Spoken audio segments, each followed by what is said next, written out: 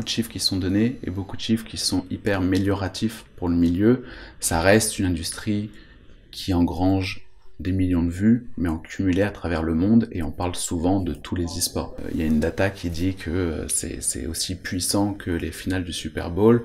Oui, si tu prends tous les e-sports confondus. Là, le championnat européen de League of Legends fait en moyenne 200 000 viewers à chaque journée de compétition. En France, on parle de 7 millions de personnes qui pratiquent l'e-sport, c'est-à-dire qui jouent d'une façon compétitive aux jeux vidéo.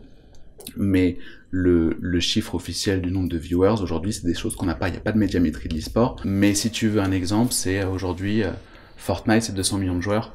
Et à chaque fois que Fortnite fait un stream, il y a 1 million de personnes sur les gros événements qui vont regarder. Donc on est quand même sur des très grosses audiences. On n'est pas encore au niveau du Super Bowl non plus. L'e-sport, c'est structuré sur le modèle du sport. On a des équipes avec des joueurs contractualisés, des ligues avec soit des systèmes de relégation, soit des systèmes de franchise.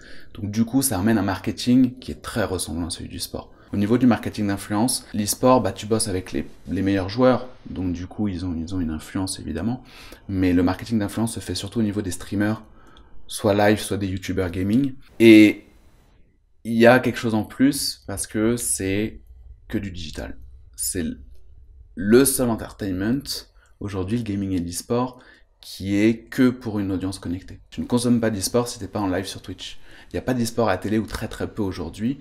Donc du coup, ça crée des opportunités marketing qui sont liées à ce E qui est dans le e-sport, qui veut dire électronique sport pour le coup. Juste une petite anecdote, c'est les équipes d'e-sport aujourd'hui sont évaluées d'un point de vue financier à même hauteur que des tech, que des startups tech, et non pas à même hauteur que des équipes de sport.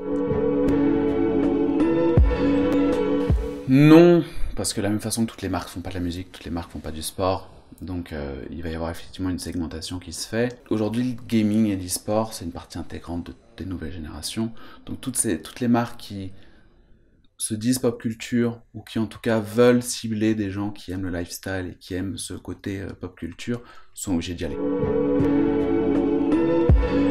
Faire confiance aux gens du milieu et y aller franco. Voilà, pas y aller en demi-mesure. Aujourd'hui, si on veut y aller, faut pas tester avec un budget de marketing de 50 000 €.